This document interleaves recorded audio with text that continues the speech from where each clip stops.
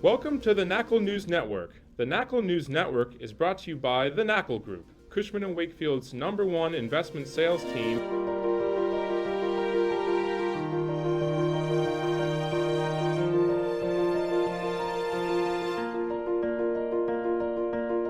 And that didn't show up in any of the statistics, mainly because land just stopped trading. In fact, we felt the 15 to 20% drop in land value because of the bidding that was going on with the sites we had on the market. And we were expecting to get $800 a buildable foot for a site. The bids came in at $600, $650, and sellers just didn't transact. So if you look at the actual statistics, in 2016, land in Manhattan appreciated by 5%. And so everybody said, Bob, you're saying that land values are down, but it's really up 5%. How could you say that? And I said, well, the volume of land sales dropped by 78%, which means that 4 of every 5 sellers that put sites on the market ended up not transacting because they couldn't get their price. So what looks like statistical value may not be real value. And that could be something that we've been in. You saw that we're showing an appreciation rate of 5% in the marketplace today, but it could be that real value is lower than that. We've seen tangible reductions in land value so far this year. In fact, land in Manhattan is down 19% in terms of value. Hotel values are down. The other sectors are holding their value relatively well. Office properties have been holding value even though there's been downward pressure on rents. Concession packages have been way up for about a year. Multifamily properties are doing very well. They're holding their value. There are some issues surrounding legislative things that we're going to talk about in the fireside chat that are going to affect multifamily. And in the retail sector, we've had dynamics that have been very, very interesting. But all this being said, over the last 4 to 6 weeks, we've seen more optimism in the market than we've seen in a while. We've seen more interest in land sales. Value of land, I think, is going up. And again, the interesting thing is I think you'll see in the second half of this year, land values will drop again. The diminution in land value will go down, but the market, the actual statistics on closing lags the market.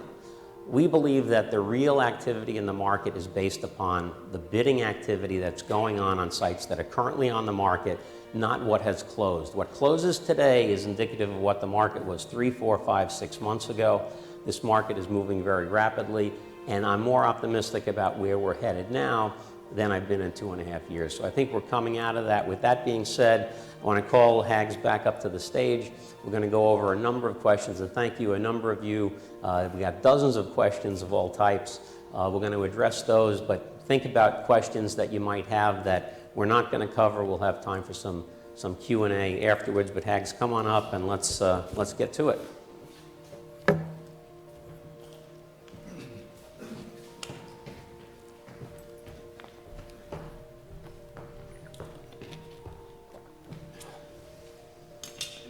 As Bob mentioned, we are going to have time for questions afterwards, so if there's something that we don't cover or don't talk about, please remember that question, and I will call on you if I can see you from this blinding light that is now on my face.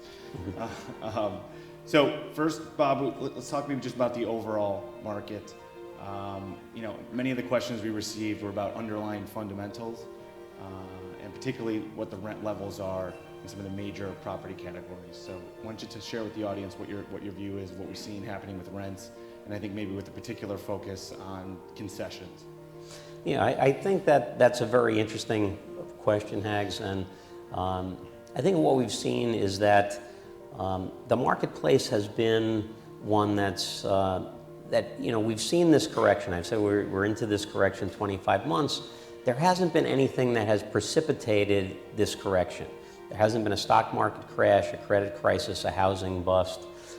This is just the natural cyclicality of the market, and part of that natural cyclicality is that fundamentals, i.e. rents, go up and down. What we've seen is that the first crack we saw in the market was in residential rents. And residential, again, what happens in New York happens in Manhattan first. What happens in the market happens to the residential market before it happens to the commercial market typically. And what we've seen is that for about 2 years now, we've had some downward pressure on residential rents. Some of that was created by the amount of new product that's come on the market. A factor that impacted the market very tangibly that was not anticipated by anyone was that in this cycle, the amount of condo product that's been created has impacted the rental market. And nobody really saw that coming because historically, New York City has been a marketplace in which 92 to 93% of homes are owner-occupied. In this cycle, it's been estimated that about 40% of the condo product has been purchased by investors, which essentially puts them on the market as rental units. So that tremendous supply has exerted downward pressure on rents. And what we're seeing, particularly in new construction, is that concession packages have gone up very significantly.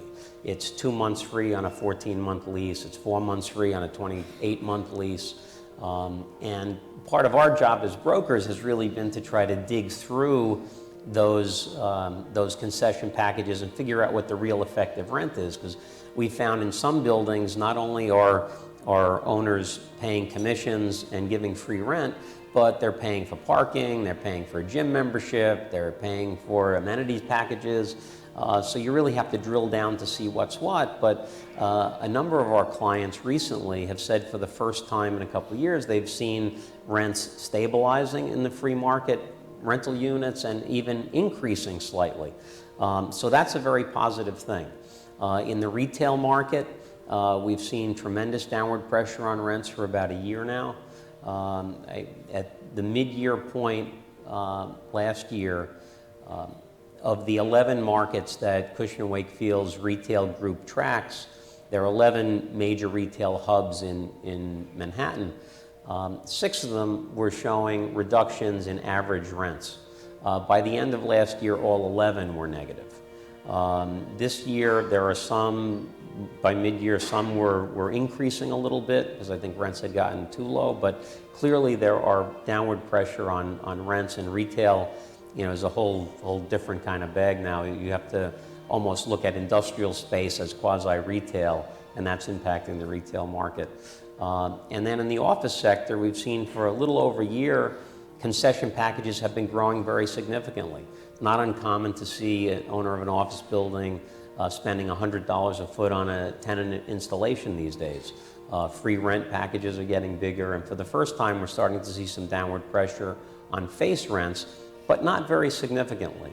So, I think if you listen to office leasing brokers talk about what's happening in the office sector, they'll say, well, rents in Midtown South are higher than they were at the peak of the last cycle, and rents downtown are higher than they were at the peak of the last cycle, whereas Midtown is way below last cycle's peak. So the market still has some runway. It's going to keep going.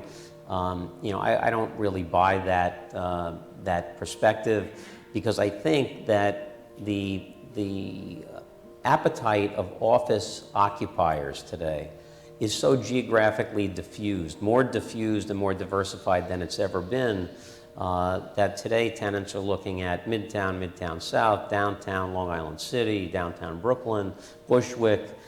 You have such a geographically diverse appetite that I think if you took the total rent being paid by office occupiers today and divided it by all the office space in the city, that rent per foot is much higher today than it was at the peak of the last cycle. It's just Midtown is having its issues to deal with. But what we've seen, all 3 of these major food groups have had downward pressure on rents, with slight increases in cap rates that should lead to downward pressure on value, but yet you see value is still going up. And that's probably the #1 reason why we've had such heavy downward pressure on volume, is because it's a disconnect between what's happening with fundamentals and what's happening with pricing. So that's rents and fundamentals. And then in the initial overview, you talked about just the overall market without delving into specific product types. But can we talk about some of the major product types and what that change in rents and fundamentals has meant to them and where value's been? Sure. Well, again, if you look at the major food groups, land has been very, very volatile. It's down 19% on price per buildable foot this year in Manhattan, and the outer boroughs is down about 12%. And if you look at the trends that we're seeing now, we'll probably still have downward pressure on price per buildable foot through the end of this year, but contracts that are being signed today are going to be at higher prices per buildable foot than we've had in the past. I expect to see an upward trend in land values, and I'm very, very bullish on the land market. For a year or so, we were saying, look, let's not take any land listings. We're not going to be able to sell it. Today, we want to get as many land listings as we possibly can. In the hotel sector, clearly there's been downward pressure. Cap rates are up fairly significantly in the hotel sector, particularly for hotels that can't be converted to an alternative use. In the multifamily sector, I think multifamily is very interesting. I think for a number of reasons. Free market units are much more appealing to multifamily investors today than rent stabilized units are. There are a number of legislative reasons for that, which we'll get into, but I'm very optimistic about where the multifamily market is headed. With office, I think it's going to be very interesting to see how things shake out. I think that there probably is an oversupply of this creative office in tertiary locations. Someone buys a warehouse in some industrial area, converts it to office, sign one lease at $40 a foot, and everybody thinks, oh, let's put 2 million feet of this stuff on the market and lease it up, but that hasn't gained traction.